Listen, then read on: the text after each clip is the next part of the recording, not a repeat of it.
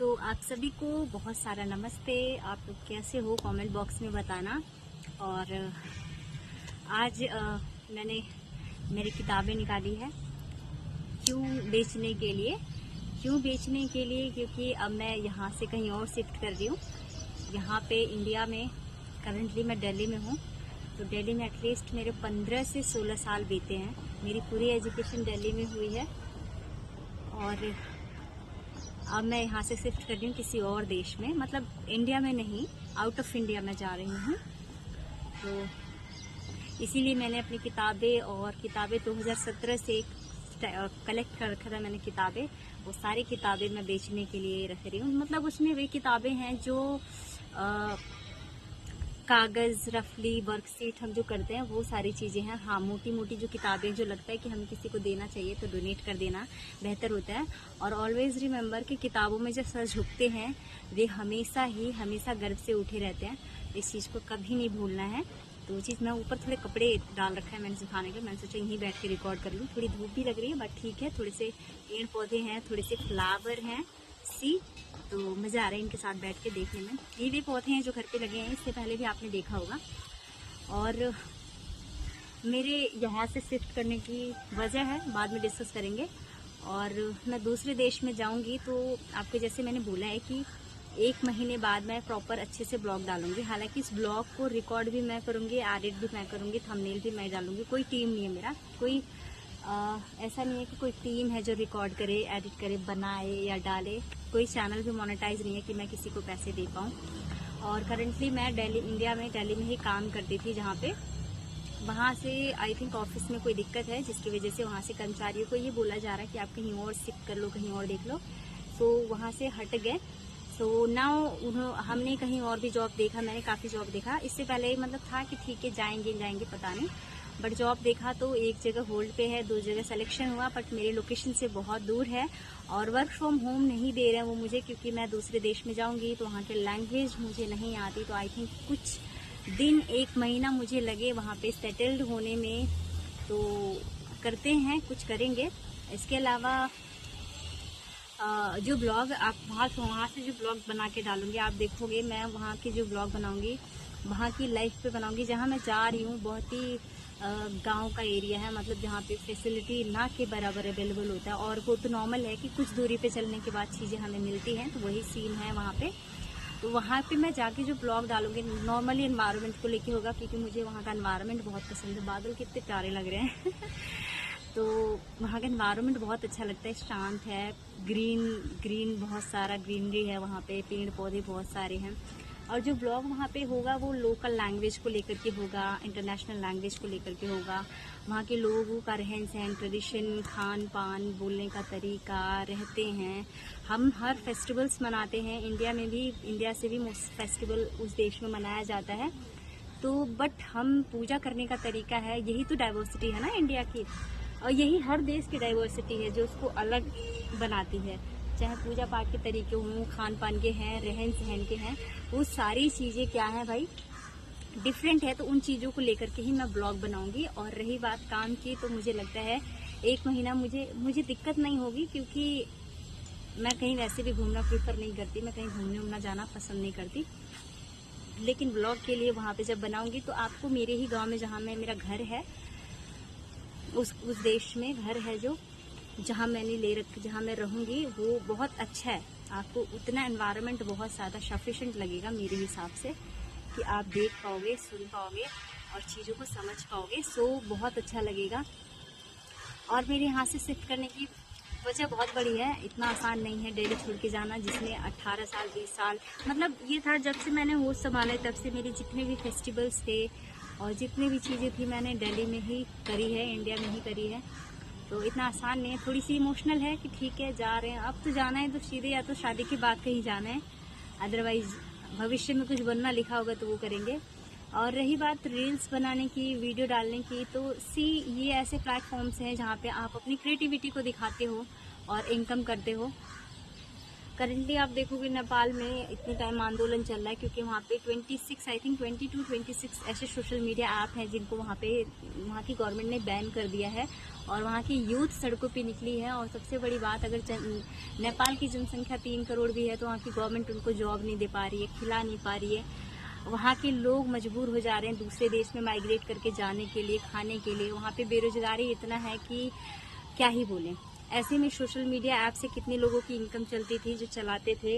होता है ना, किसी के फॉलोवर्स बढ़ते हैं, पैसे आते हैं, तो वो चीज़ के लिए वो यूथ सड़कों पे उतरी है। और यूथ का सबसे बड़ा एक मोटिव ये हो चुका है अब कि सोशल मीडिया ऐप बैन हो ना हो, खुले ना खुले, डजेंट मैटर ये करता है कि जो सरकार अब चलाई जाएगी वहाँ पे वो यूथ के थ्रू चलाई जाएगी। ऐसा वहाँ पे है, जो मतलब एक हैशटैग लिखा हुआ है, रील बन गई रील के लिए लोग सड़कों पे उतर गए। क्योंकि भाई सही बात है, प्लेटफॉर्म्स हैं जहाँ पे लोग अपनी क्रिएटिविटी को दिखाते हैं तो बनाते हैं इस वजह से, और उसकी वजह से अगर इनकम हो रही है, उनका खर्चा चल रहा है, इतनी मस्त हवा चल रही है, धूप में भी हवा खा रही हूँ मैं, गर्मी भी हो रही है, तो वो चीज़ है। इसी वजह से तो मुझे लगता है कि माइग्रेशन सबसे बड़ी दिक्कत है, किसी देश में जाके दूसरे देश में जाके फैमिली से दूर जाके माइग्रेट करके पढ़ना, रहना, काम करना। तो खैर मेरे तो 18 साल कम से कम यहाँ बीते हैं। थोड़ी सी इमोशनल तो हूँ मैं, छोड़ के जा रही हूँ, बट ठीक है, कोई बात नहीं, ये तो उतार चढ़ाव होते रहते हैं, यहाँ नहीं कहीं और। तो मैं रील बनाना मेरा शौक़ नहीं है, कोई रील डालना शौक़ नहीं है मेरा। हाँ, इस ऐप के थ्रू मैं एक मिडिल क्लास लड़की हूँ, इतने पैसे नहीं है कि मैं सडनली किसी चीज़ को, इंफ्रास्ट्रक्चर को, मैं पढ़ाई के फील्ड में कुछ करना चाहती हूँ। जैसे कि मैंने आपको पहले भी शेयर करा है कि मैं 6 साल NGO से जुड़ी हुई हूँ। आज भी मैं जाती हूँ, आज भी बुलाया जाता है मुझे, बहुत प्यार से बच्चे मानते हैं, बहुत प्यार करते हैं बच्चे, वहाँ के लोग हैं बहुत सपोर्टिव हैं, बहुत मानते हैं। तो मुझे लगता है कि मैं एजुकेशन के फील्ड में करना चाहती हूँ, बट इतना सडनली मेरे पास पैसे नहीं है। और जहाँ मैं जा रही हूँ वहाँ पे भी मैंने एजुकेशन फील्ड में बच्चों की मतलब होता है एक डाटा एवरेज चेक करना, मैंने चेक किया। अगर मैं उस कंट्री के मान लो 3 करोड़ अगर जनसंख्या है, तो अगर मैं पढ़ने वाले जिस फील्ड से मैं पढ़ाई करती हूँ उस फील्ड के पढ़ने वाले बच्चे 1000 ही मिलेंगे। तो उन 1000 बच्चों को, वो भी 1000 बच्चे वैसे हैं जो दूसरे देशों में माइग्रेट करके वो चीज़ें पढ़ रहे हैं।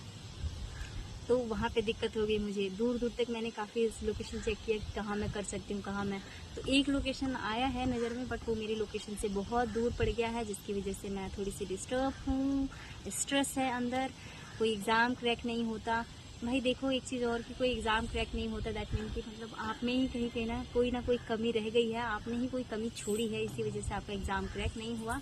सो ये चीज़ माननी चाहिए, अगर गलती की है तो उसको मानना ज़रूरी होता है। और मैं हमेशा अपने कुछ भी लिखती हूँ ना तो उसमें एक शब्द डालती हूँ मैं, बेईमानी, कि मेरे सपनों के साथ बेईमानी करी। बेईमानी की बहुत सारी वजह थी, मैं क्या वजह दूँ, एक एक्सक्यूज़ हो जाएगा वो, तो वो चीज़ें मैं नहीं देना चाहती।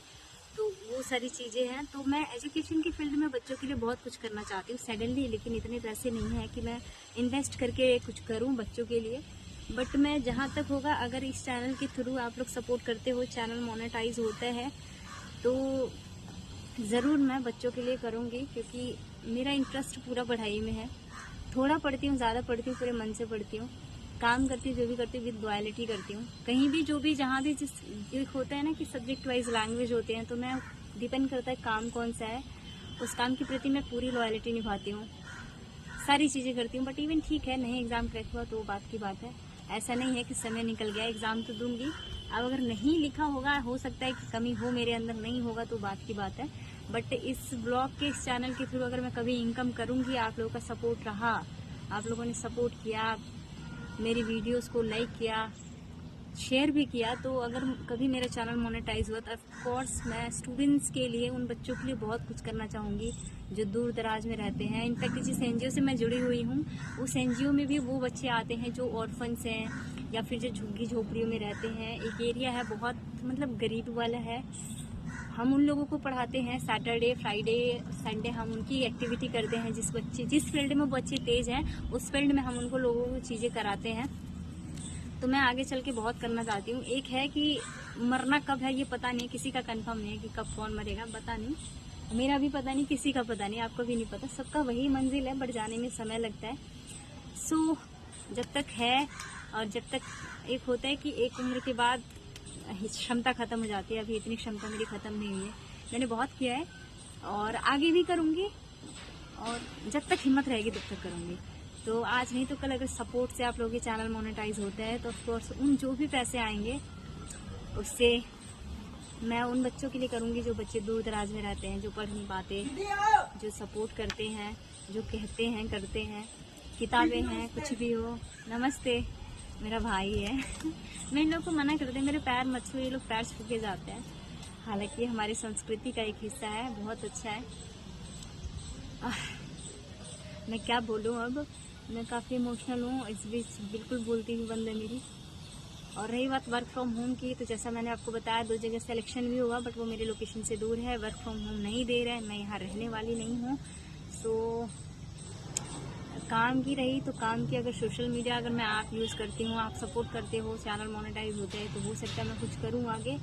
क्योंकि कुछ भी करने के लिए आपको पता है आज के टाइम पे पैसे की कितनी ज़रूरत होती है, और मेरी फैमिली इतनी बड़ी नहीं है, इतनी इनकम नहीं होती कि कोई सपोर्ट करे या कहीं हम इन्वेस्ट करके मैं काम करूं। इनफैक्ट मैं खुद का करना चाहती हूं, किसी के पैसे से नहीं करना चाहती। तो ज़रूर से सपोर्ट करें आप लोग, ताकि मैं भी कुछ करूं, आगे बढ़ूं। एक नहीं हुआ तो दूसरा करूं, चालू करूं, ऐसा है। और अभी इतना नहीं है कि मैं कर नहीं पाऊंगी, बिल्कुल करूंगी। आप लोगों का सपोर्ट रहेगा तो, मेरी फैमिली का सपोर्ट रहेगा तो बिल्कुल करूंगी। और है कुछ वजह जिससे मैं यहाँ से शिफ्ट कर रही हूँ, तो वो वजह आएगा समय तो डिस्कस करेंगे, अभी कोई समय नहीं है डिस्कस करने का।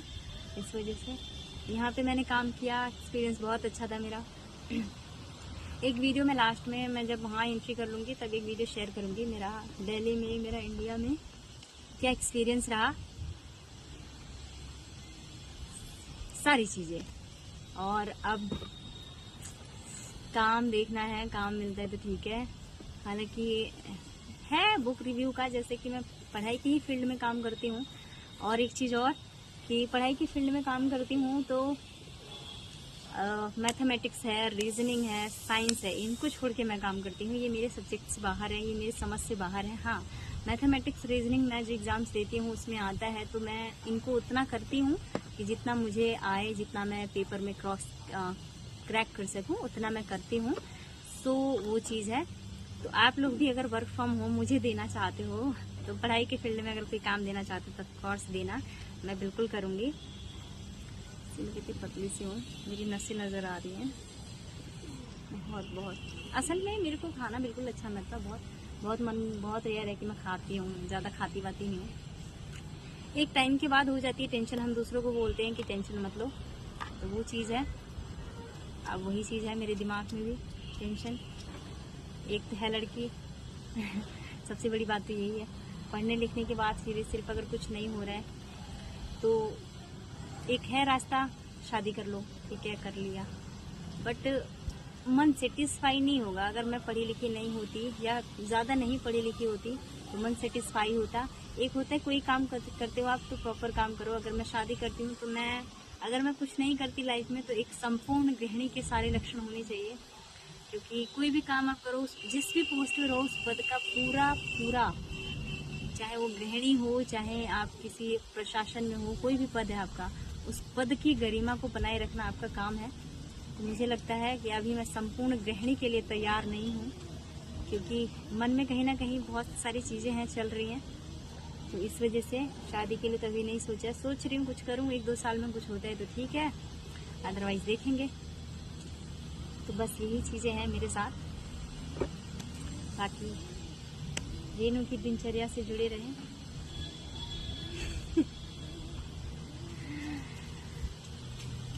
तो वही चीज़ है कि कोई भी काम आप कर रहे हो या कोई पद पे हो तो पद पूरे गरिमा के साथ, पूरी ईमानदारी के साथ उस पद की देख रेख करनी होती है। और मेरा मन अभी नहीं गवाही देगा कि मैं गृहिणी बन जाऊं, इस वजह से।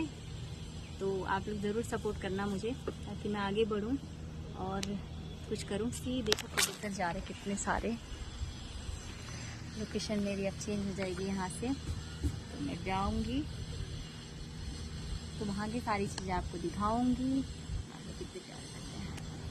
और आज जो मैंने किताबें छांटने का काम किया है, पूरे छोटे क्लिप नहीं डालें, कोई कैमरा नहीं है कि छोटी वीडियो को रिकॉर्ड करके डालूं। तो एक साथ कलेक्ट करके मैंने सारी चीज़ें बनाई है, तो डालूंगी। तो आप मैं आशा करती हूँ आप सभी उस चीज़ को, वीडियो को देखोगे, लाइक करोगे, शेयर करोगे, कमेंट करोगे, मेरी कोई बात आपको अच्छी लगी तो इसके ऊपर भी दो, आप अपना पॉइंट ऑफ व्यू दे सकते हो, आपके पॉइंट ऑफ व्यू का मोस्ट वेलकम है।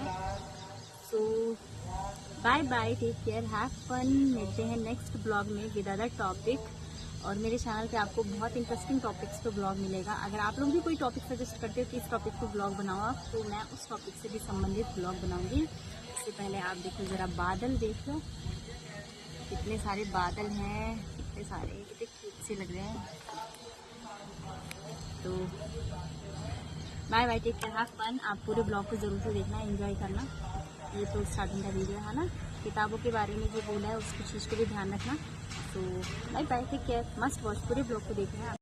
बहुत थक गई, इतनी गर्मी हो रही है, आप देख पा रहे कितने पसीने हो रहे हैं। और अब तक जो बेचने वाली मेरी किताबें थी वो मैंने यहाँ सारी निकाली है। सी, ये वे किताबें हैं जो बेची जाएंगी, और ये वे किताबें हैं जो बेची नहीं जाएंगी, हम किसी को दे सकते हैं। ये वे किताबें हैं, ये आप जो देख पा रहे हो, ये वे किताबें हैं जो मैं लेके जाऊंगी, और सारी बेचने वाली मैंने निकाल दी। सी, आप देखो इतनी सारी किताब, बहुत सारी किताबें, बहुत सारी। ये वे हैं जो हम होते हैं ना, कहीं डोनेट कर देते हैं पढ़ने के लिए, तो बहुत सारी हैं। और इतना करने के बाद मैं बहुत थक गई हूँ। अभी दूसरी साइड से किताबें छांटना बाकी है। अभी बैठ के एक साइड से छांटा है, अब इनको एक साइड कलेक्ट करने के बाद, इन सबको एक साइड कलेक्ट करने के बाद फिर मैं दूसरी साइड छांटूंगी किताबें, फिर मैं सारी किताबें आपको दिखाऊंगी। तो चलते हैं, मिलना आप ही, है ना। अभी छांटती हूँ फिर दिखाती हूँ। अब मेरे बैग के दूसरे साइड से मैंने सारी किताबें निकाल दी है, और इनको हम जा रहे बैग में, थैले में पैक करने, जैसा कि मेरी मम्मी रख रही हैं। आप किताबों का देख लो क्या सेट है किताबों का। इतनी सारी किताबें हैं जिसको हम बेचेंगे। मेरी मम्मी उसको कट्टे में भर रही हैं, आप देखो उनको भी। देखो सारे कट्टे में भर रही हैं, सबको बेचेंगे हम लोग। तो मतलब ये वे थे जो हम डोनेट कर सकते हैं, उसको मैंने निकाल दिया। जो मैं ले जाऊंगी उसको निकाल दिया। जो रफ पेपर कागज बचे हुए थे, पेपर्स खूब सारे, वो भी मैंने कॉपियों को सेलेक्ट करके निकाल दिया। ये वे हैं जो किसी काम के नहीं है, जिसको हम बेचेंगे जल्दी जल्दी। और सबको आप देख पा रहे सारी किताबें हैं, सारी, इसमें बहुत सारे एनसीईआरटीज़ को भी सारे निकाल दिए जो हमें आगे काम आएंगे। बाकी सारे इसमें कोई गाइड है, कुछ भी है, तो सारी चीजें मैंने यहाँ पे कर ली है। और ये 2017 से, ये जो किताबें मैंने अपनी निकाली हैं, ये 2017 से हैं ये किताबें। 3, 5, 3, 8 साल की किताबें मैंने अपनी निकाली है, जो मैं बेचेंगे। बाकी इनमें से वो भी किताबें जो सेलेक्ट वाली हैं, जो मैं किसी को दे सकती हूँ, डोनेट कर सकती हूँ, ये सारी चीजें यहाँ पर हैं। आई होप आप किताबों को देख के ये अंदाजा लगा पा रहे होंगे कि किस फील्ड की किताबें हैं। आई थिंक सो, इसमें एक न दो टैग आपको नजर ही आ जाएंगे कि किस फील्ड से ये किताबें मैंने ली है, किस फील्ड से करी है। ये सारी चीजें हैं। सी योजना, मैगजीन, कुरुक्षेत्र, बहुत मैं पढ़ती थी पहले, पढ़ती तो अभी हूँ, लेकिन एक पढ़ने की समझ हो गई है कि मुझे पता है कि चीजें मैं कहाँ से कवर कर सकती हूँ, कहाँ से नोट कर सकती हूँ। तो इस वजह से इन सबको बेच रही हूँ। और रही बात ये मैगजीन्स की, तो मंथली मैगजीन्स होते हैं जो हम पढ़ते हैं, तो ये चीजें हैं। और मेरी बहन की 8 की किताबें हैं, वो सेलेक्ट करने वाली है कि कौन सी किताबें वो लेगी, कौन सी नहीं लेगी, उसके ऊपर है। बाकी सारा है, हम बैग में पैक कर रहे हैं। और ये आज का जो छोटा सा ब्लॉग था, ये किताबों का ब्लॉग लेकर के था। मैं किताबों से बहुत लगाव है, और हमेशा ऑलवेज रिमेम्बर कि किताबों में जो सर झुक जाते हैं वो हमेशा के लिए ऊपर उठ जाते हैं। किताबों से इतनी लगाव होनी चाहिए आपको। ये हमें जगाते जरूर है, लेकिन जिंदगी भर आराम से सुलाने का काम करते हैं। तो आई होप कि अगर आप लोगों के पास भी अगर रद्दी जो किताबें हैं उनको हटाने के बाद अगर किताबें बचती हैं, तो आप लोग उन किताबों को किसी एनजीओ में कलेक्ट करके डोनेट कर दो, किसी एनजीओ में कलेक्ट करके डोनेट कर दो, तो वो चीजें सही रहेंगी, ज्यादा बेहतर रहेंगी वैसे नॉर्मली। तो आई होप कि आप लोगों को भी समझ हो इस चीज के लिए। So thank you so much. आज का जो मेरा व्लॉग है किताबों के ऊपर, किताबों को बेचने का जो सर्वे हम कर रहे थे, कलेक्ट करने का, वो हमने कर लिया। ये मेरी मदर बैठी हुई है, हम थक गए बेड साफ कर करके।